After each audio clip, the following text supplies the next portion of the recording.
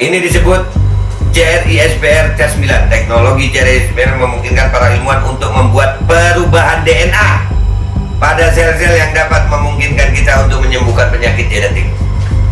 Sayang, wahai rakyat Indonesia, pisau itu bagus kalau dipakai untuk bagus, tapi untuk menyakiti juga bisa. Kalau teknologi ini sudah ada dari 2017 untuk menyembuhkan mereka yang saja genetik, ya bisa juga untuk yang lainnya kan. Dan itu yang pasti memerlukan data DNA. Dan ternyata PCR itu adalah alat pendataan DNA.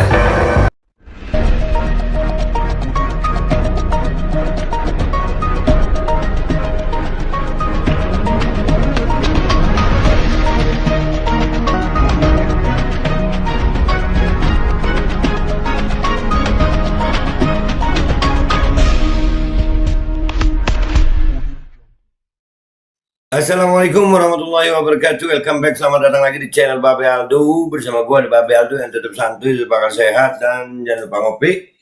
Bismillahirrahmanirrahim. Alhamdulillahirrabbilalamin. Wassalatu wassalamu ala sayyidil mursalin Sayyidina Muhammadin wa ala alihi washabihi ajma'in. Rabbi syrah li sadri wa yassir li amri wa hlul 'uqdatam min lisani yafqahu qawli bi jahin nabi wa alihi. Salam revolusi akhlak, semangat revolusi akhlak. Semoga akhlak kita jadi lebih baik hari ini dibanding yang kemarin. Banyak umur, perjuangan, merdeka, Allahu Akbar. Seperti biasa guys, sebelum kita masuk ke konten, jangan lupa Gustul Hindi, ramuan herbal yang luar biasa untuk meningkatkan imunitas tubuh, agar tubuh kita bisa melawan infeksi dari luar, khususnya polusi udara yang mengandung zat PM2,5 yang bisa menyebabkan anosmia, badai sitokin, ispa, gangguan pernapasan ya. Jangan lupa Gustul Hindi, ramuan herbal itu yang paling penting. Jangan pakai yang nanti malah jadi maya. Dan gitu aja dari gue. Ya, kita masuk ke konten. Guys, masih saja orang berkutat tentang PCR ini adalah tentang harganya. Sekali lagi, beberapa konten gue udah mengatakan bahwasannya kalau harga itu 3 bulan yang lalu gue bahas itu masalah harga ini, masalah bisnis. Ya, sekarang ternyata gue menemukan satu bukti baru ya. Dari Mbak Jordi Mahardi yang kemarin gue upload dan gue udah screenshot beritanya apa semua, itu mengatakan tentang adanya genome sequencing dari PCR. Genome sequencing itu untuk pendataan ya, jadi bisa memisah-misahkan gitu, mengurutkan data-data sel yang ada dalam satu sampel. Di dalam sampel itu mereka bisa saja mengatakan yang diurutkan itu adalah datanya virus gitu ya, selnya virus. Tapi di dalam itu juga ada data DNA, dan ini penting sekali untuk diketahui. Karena dari data DNA itu banyak sekali yang bisa dilakukan. Banyak yang bisa dilakukan, dan ini harus diselidiki supaya kita tahu bahwasanya apakah benar ini ada kejahatan kemanusiaan atau tidak. Dan ini mestinya para dokter lebih tahu dari gue.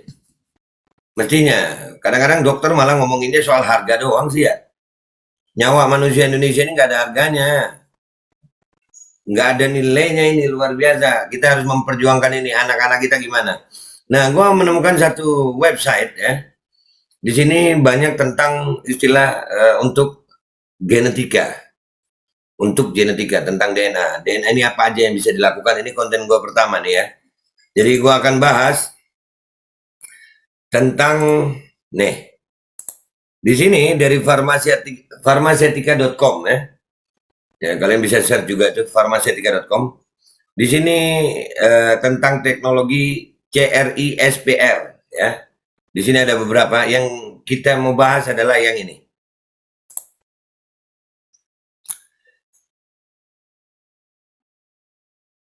Penemu CRISPR CA-S9 ungkap teknologi edit DNA yang bisa mengubah segalanya. Edit DNA yang bisa mengubah segalanya. Ini tulisannya gue gedein biar kalian enak ngeliatnya ya. No, udah gue gedein. Majalah Farmasetika VE2N1 Januari 2017. Ini udah 2017. Kebayang nggak lu? Sekarang 2021. Meningkat udah berapa banyak tuh? Teknologi udah berapa banyak itu meningkatnya? Kecurigaan kita harus berdasar ya, dengan ilmiah ya, dengan bukti-bukti data ya. Saat ini melalui teknik modifikasi genetik yang rumit telah terbukti menghasilkan produk mutasi genetik pada tanaman, buah maupun hewan. Seperti tomat yang tahan lama, buah-buahan tanpa biji, ataupun ikan zebra yang berfluoresensi. Lalu apa jadinya ketika ditemukan sebuah teknologi CRISPR Cas9 yang mampu membuat teknik editing genetik yang lebih simpel dan memungkinkan untuk diaplikasikan kepada manusia. Allah. Bisa untuk mengatasi berbagai penyakit genetik, bahkan memodifikasi sifat-sifat yang sebelumnya hanya ada di cerita fiksi ilmiah. Aduh. Seperti manusia superhero dengan tulang yang kuat, warna kulit berbeda, memperlambat penuaan dini, dan lain sebagainya. Seorang profesor kimia molekul dan sel biologi, penemu teknologi revolusioner CRISPR Cas9 untuk editing gen, Jennifer Doudna mengungkapkan perspektif hambatan dan tantangan terkait penemuannya yang terangkum dalam sebuah video TED Talks berdurasi 15-53 menit. Ini videonya ya guys ya. Kita baca aja, kita baca. Kalau mau tahu videonya kalian bisa cari sendiri di farmasetika.com. Apa itu teknologi CRISPR Cas9? Beberapa tahun yang lalu dengan rekan saya, Emmanuel Carpentier, saya menciptakan teknologi baru untuk mengedit genom. Ini disebut CRISPR Cas9. Teknologi CRISPR memungkinkan para ilmuwan untuk membuat perubahan DNA pada sel-sel yang dapat memungkinkan kita untuk menyembuhkan penyakit genetik. Sayang,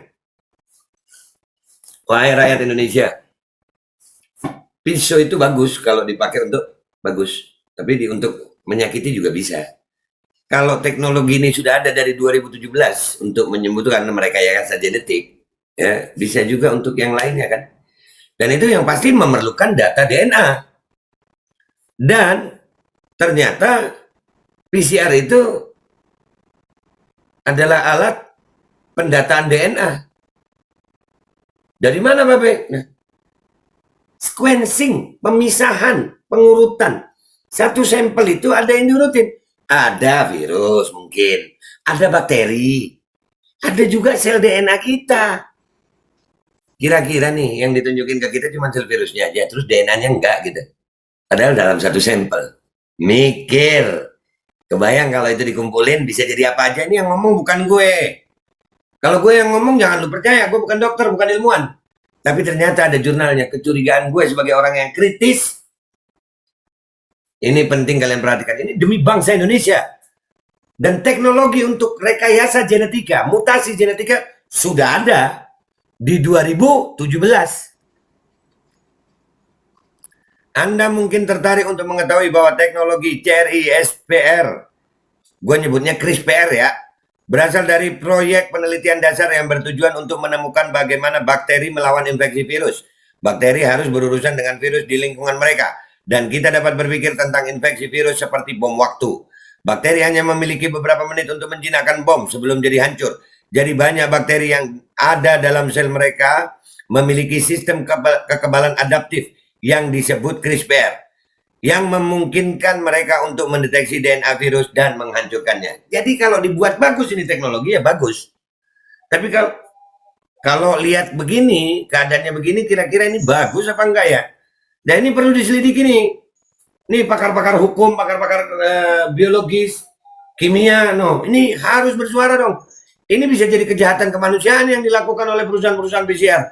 Nggak cuman GSI. Ada berapa PCR di situ? Karena kalau kita tes PCR itu kan, kita bawa KTP, kita bawa KTP ya, KTP, nomor induk KTP itu kependudukan ada, nama jelas, alamat lengkap, terus data DNA.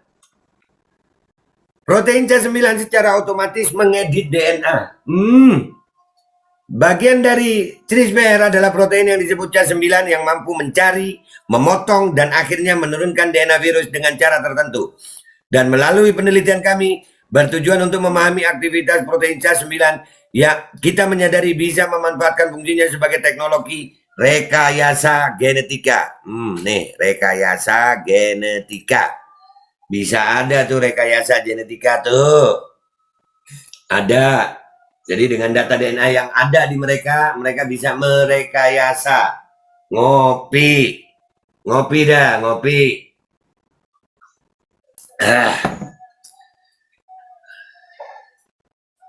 Teknologi CRISPR telah diuji di tikus, monyet, bahkan virus HIV dari sel manusia. Teknologi CRISPR telah digunakan untuk mengubah DNA dalam sel tikus dan monyet, serta organisme lain juga. Ilmuwan Cina menunjukkan baru-baru ini bahwa mereka bisa menggunakan teknologi CRISPR untuk mengubah gen pada embrio manusia. Embrio, masih dalam perut, embrio. Dan ilmuwan di Philadelphia menunjukkan mereka bisa menggunakan CRISPR untuk menghapus DNA dari virus HIV terintegrasi dari sel manusia yang terinfeksi. Ayo, kesempatan untuk melakukan semacam editing genom. Jadi gen lu diedit gitu, gen manusia ini diedit, bisa dibuat macam-macam. Nah, ya.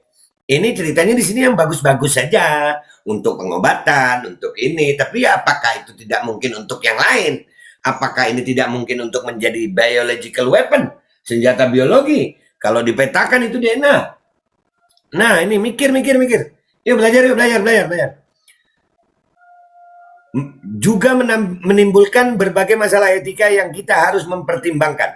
Karena teknologi ini dapat digunakan tidak hanya di sel dewasa, tetapi juga dalam embrio dari organisme, termasuk spesies kita sendiri, yaitu manusia. Di dalam embrio bisa direkayasa. Dalam embrio, tahu embrio sel telur itu, nah. Embrio itu telur, bisa direkayasa. Oh ya Allah, masih ngomongin harga lu. Masih ngomongin harga. Ini bisa jadi kejahatan kemanusiaan ini. Dan bersama dengan rekan-rekan saya sudah menelpon untuk percakapan global tentang teknologi yang saya ciptakan. Sehingga kita dapat mempertimbangkan semua implikasi etis dan sosial dari teknologi seperti ini. Teknologinya sudah ada, berarti udah bisa. Cuman mereka masih mempertimbangkan. Ini 2017. Apakah nggak mungkin 2021 ini, apakah pandemi ini dijadikan sebagai pengumpulan sampel DNA, lalu mereka gunakan teknologi ini untuk melakukan sesuatu yang mereka mau. Aduh. Yang ingin saya lakukan sekarang adalah memberitahu Anda apa teknologi CRISPR dan apa yang dapat dilakukannya. Di mana kita hari ini dan mengapa saya pikir kita perlu mengambil jalan bijaksana yang maju dalam cara kita menggunakan teknologi ini. Penemunya sendiri mengatakan perlu kebijaksanaan. Kebayang nggak kalau teknologi ini jatuh ke tangan orang-orang yang nggak bertanggung jawab?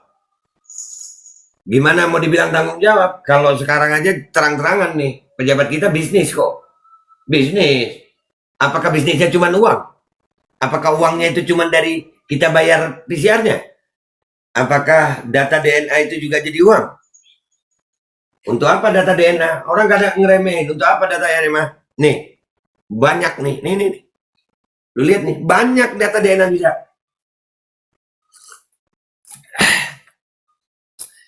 Ya Allah. Dah. Asal-usul CRISPR, ketika virus menginfeksi sel bakteri, mereka menyuntikkan DNA mereka, dan dalam bakteri, sistem CRISPR memungkinkan bahwa DNA untuk dipetik dari virus dan dimasukkan ke dalam potongan kecil dalam kromosom DNA bakteri. Dan bit-bit yang terintegrasi dari DNA virus bisa dimasukkan di sebuah situs yang disebut CRISPR. CRISPR singkatan dari Clustered Regularly Interspaced Short Palindromic Repeats. Singkatan CRISPR merupakan mekanisme yang memungkinkan sel untuk merekam dari waktu ke waktu dari virus mereka.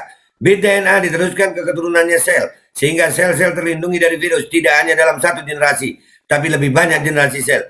Hal ini memungkinkan sel untuk menyimpan catatan infeksi. Dan rekan saya, Blake Wiedenheft, suka mengatakan CRISPR merupakan lokus efektif kartu vaksinasi genetik dalam sel.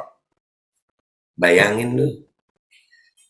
Setelah itu bit DNA dimasukkan ke dalam kromosom bakteri. Sel kemudian membuat salinan kecil dari molekul yang disebut RNA. Kayak pernah dengar ya, Moderna, RNA. Ya mirip kali ya, sama atau kebetulan ini?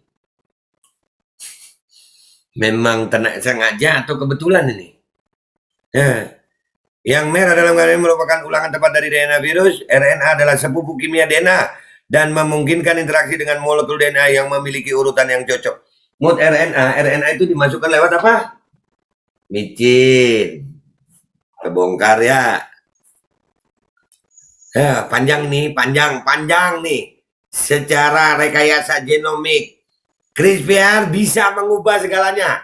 Jadi sekali pemotongan untai ganda dibuat dalam DNA, kita dapat menginduksi perbaikan.